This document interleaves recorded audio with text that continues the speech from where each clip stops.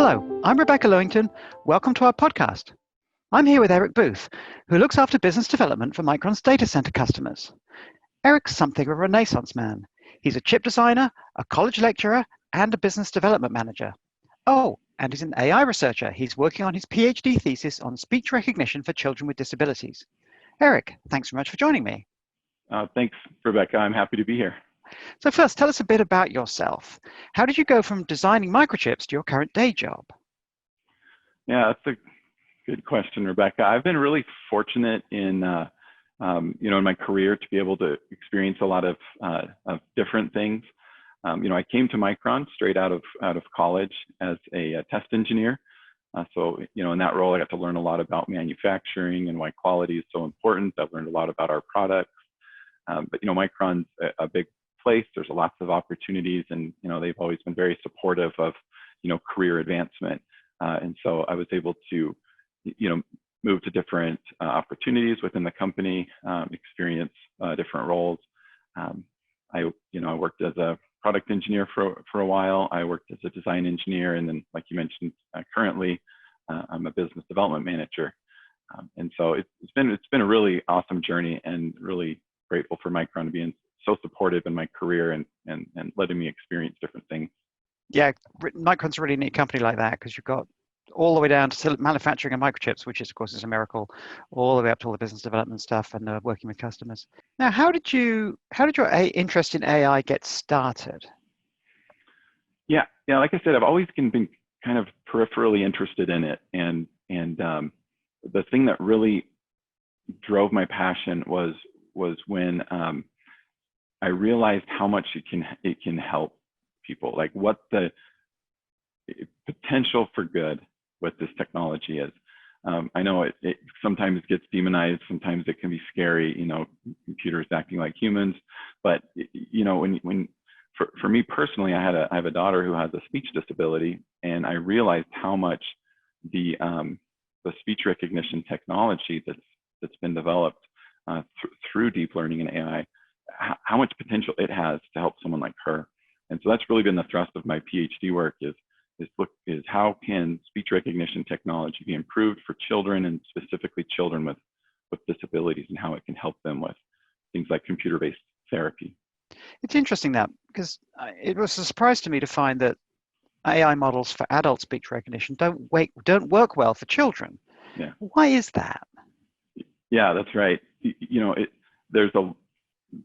There's a big difference in the way children speak and from the way that adults speak. And children's vocal tracts change so much as they grow, and they also have so much variation, not just from one child to the next in how they pronounce words and phrases, but even the same child, just from one pronunciation to the next, even in the same day, could be very different. And that's just a function of their learning process in developing language skills.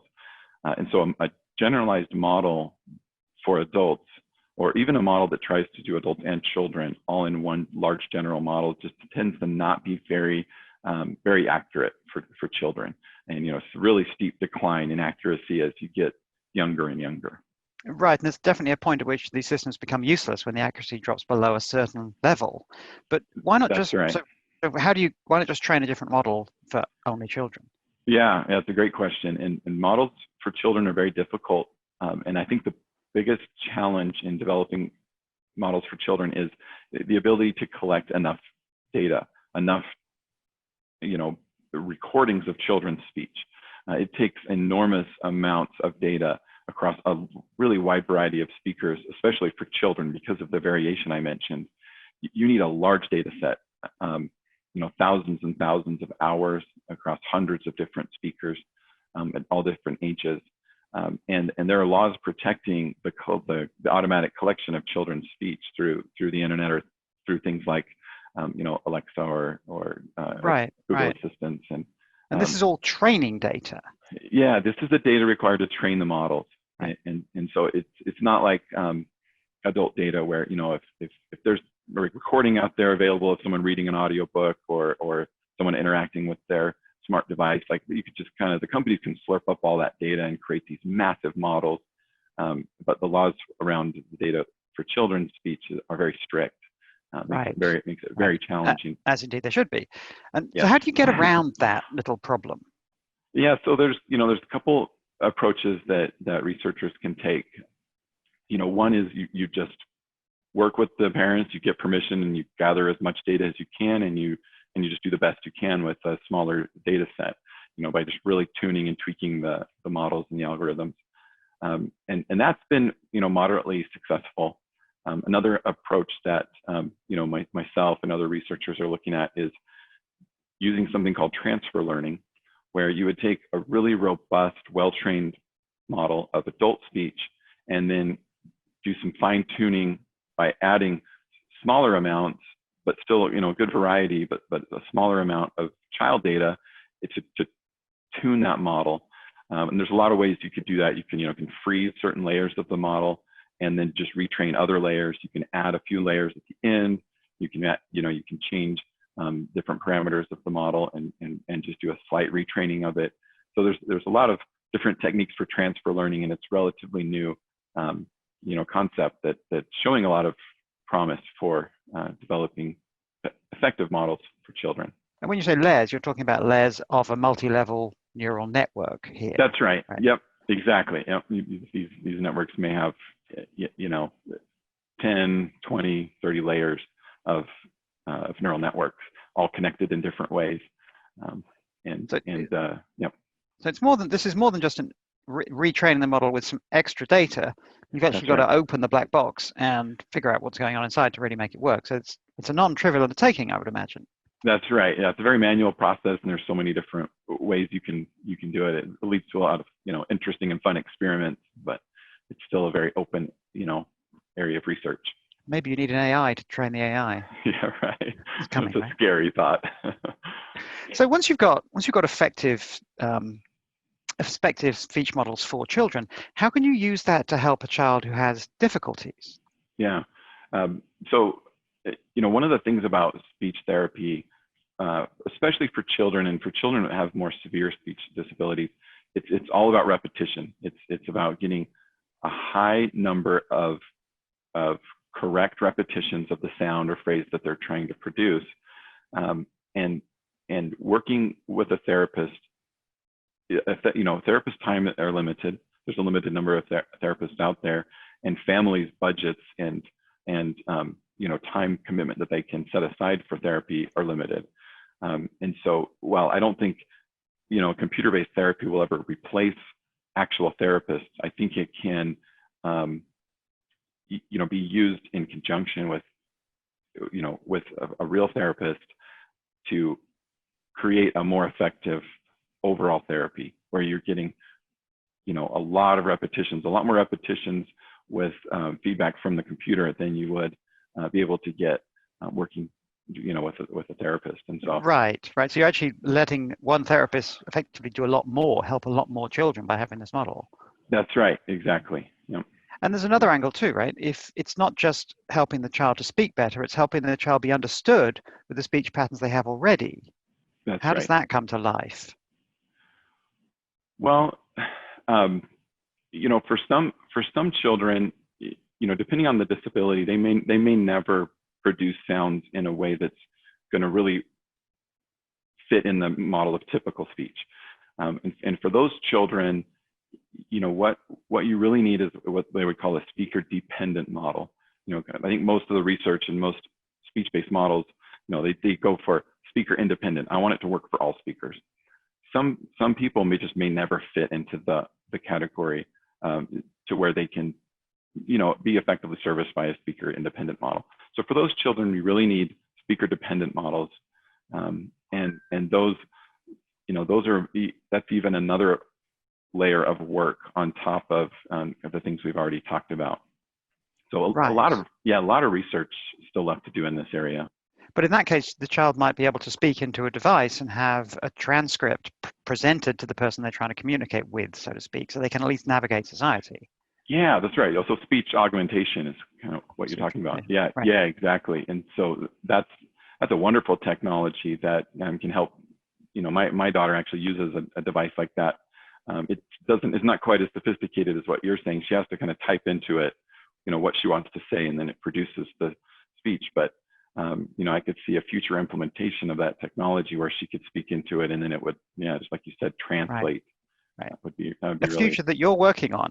And I love the idea that technology was invented to help lazy people turn on the lights or order things from online retailers is being used for good in this way. The general public's doing the heavy lifting to help the people who really need it. That's right. Yeah. So pulling it back to us, how does this connect to Micron? Yeah, well, that's a great question. So, one of the reasons I came back to Micron, after my time at Boise State was because I think Micron is just so well positioned to be a leader and to be in the forefront of the kind of this AI technology revolution that we're in the middle of. And the reason I believe that is because it's about the data. It's about having large sets of data with large computer-based models, mathematical models that can process that data and create something, an output that's really useful. And not to downplay the computational elements, the processors and GPUs and ASICs and all those are absolutely critical. But the memory and the storage and that is really, just as important. If you cannot effectively solve these problems without fast memory, without really efficient memory, without large, fast, high-performance storage. So I think Micron's really in a unique place to participate in this. Right, and we're also working on a bunch of ways to combine memory and processing, bringing the compute closer to the memory to make these models even more efficient and quicker to execute and so forth, and also quicker to research, right? It's very important that you have fast cycles of learning if you are a researcher working on AI. That's right. Yeah, those learning cycles are absolutely critical. The more learning cycles you can do in a given period of time, the more your research progresses. I can personally attest to that. Yeah. Yes, you don't want to set something up, then go away for a couple of weeks and come back to find out it didn't work. You want it to be able to iterate like this. That's right. And the models, today's most sophisticated models take incredible amounts of processing to train. Even with a lot of parallelism, even like hundreds of GPUs running in parallel, these models could take days, weeks, maybe even a month to train. It's just mind-boggling. Right. And it's only fairly recently we've crossed that kind of threshold where this stuff is feasible to do at scale for normal people and researchers, and data scientists everywhere. And it's exciting for you to be a part of that. That's right. Yeah, as the costs for this hardware comes down, and the capability goes up, it makes it more accessible to more researchers. Right. And your current job gives you a front row seat to that with customers. Can you tell me something about that? How you collaborate with them to help them accelerate workloads? Yeah. So, one of the things I love about Micron is we just have awesome customers. We get to work with all the titans of the industry, right? And that's one of the things that drew me to this current role is I've always wanted an opportunity to get closer to our customers and learn from our customers and learn what really, makes them tick and what they care about. And, our customers are the ones that are really driving the AI technology. And so, the average person may not realize it, but our customers know memory, high performance storage are absolutely critical for them to accomplish their goals. And so we work very closely with our customers. We talk about, not just the memory of today and how we can optimize it and use it, how they can use it best for the applications of today, but what the memory of tomorrow should look like, in order for them to meet their goals. Excellent. Now, how does speech learning differ from other deep learning applications? Yeah, that's a great question. So, speech recognition is, it's the application I'm the most familiar with.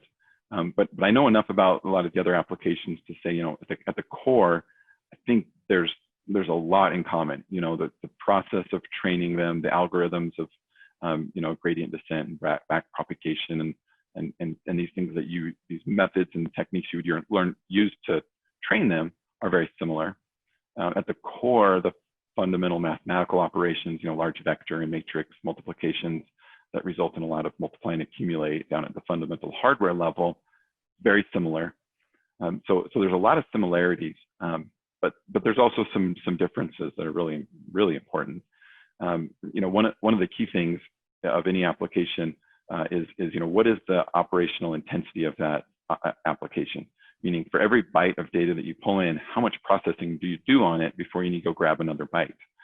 And depending on how the deep learning network is architected, that operational intensity could be very high or very low.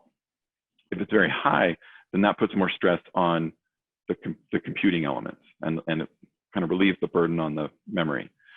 If it's very low, it puts the stress on the memory, and it's all about how fast can you pull that data in. And you're doing fairly simple operations on it, and then you need more data. And so different deep learning applications have different kind of average operational intensities, and that would help like an architect decide, should I put more focus on my computing, less on the memory, or more on the memory, less on the computing, or do I need something that can service all of these different algorithms, which is typically the case. You don't want hardware that's just, in some cases you might, but in general, you may want something that's more general purpose. And so maybe long story short, there are some fundamental differences in some of the applications like recommendation systems. They're used for search and e-commerce and social media. These tend to put a lot of stress on the memory, not just because of the databases are massive, the models are huge, right? The models scale with the number of users and the number of items that the users could interact with. So if you think about a social media network, or Amazon's everything store, or Google search, it's the numbers of people interacting and the things that they could interact with are just incredible. So, right, this is a very different data structure to something like teaching a deep learning algorithm to recognize speech, right? Because you've got, right. It's the connections between the things. So your data set is this enormous graph that you have to hold in memory, ideally all at once. It's a very different, that's right. Very different kettle of fish. Yeah, there's much larger bounds to the problem, where speech is, you kind of know what your lexicon is. Language doesn't change much over time. The way people pronounce things doesn't change much over time. Once you are representing a large enough population of people in your model, you kind of have a static model that's going to work pretty well for just about everybody. For recommendation, that's changing, right? The users are changing their preferences all the time. The items that they're going to interact with are constantly changing. And so you're exactly right. Well, number one, you need to train it a lot more often. Maybe you have to train this thing every few days to stay relevant, right? Or even every day. And so that's one of the big differences. And then, just the size of the model is also, something that you really need to understand how that's going to impact the computing system, especially the memory and storage subsystems.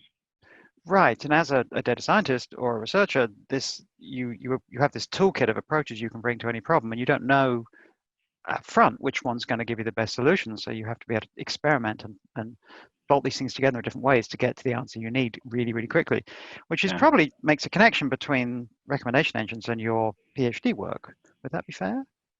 Yeah, absolutely. Nice. So just to finish off, Eric, tell me what's next for you personally. Well, I'm always I'm always trying to think about what's next. And when you look at the main topic we've been talking about, AI, and what's next in AI, I think there's so much room for really disruptive change in the industry. I mean, if you look at the kind of the direction we're going, where we're just throwing more and more raw compute power at the problems, it's working, but it's requiring really like 10x the compute power every year to keep up with these training these giant models. And that just seems so unsustainable to me. I think the industry needs some disruptive change in order to continue to make the kind of rapid progress that we've made over the last 10 years. And, I don't know exactly what that change is going to look like. I'm not sure anyone does, but I have a hunch it's going to require some unique memory, maybe some computation in memory. It's going to require bringing memory and computation closer together.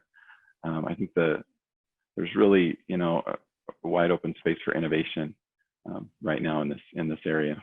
That's a great note to finish on. Architectural shift in search of greater speed and efficiency coming your way very soon. Eric, thank you so much for your time. This has been absolutely fascinating, and I absolutely wish you the best in developing these new models to help these children out. Yeah, thank you, Rebecca.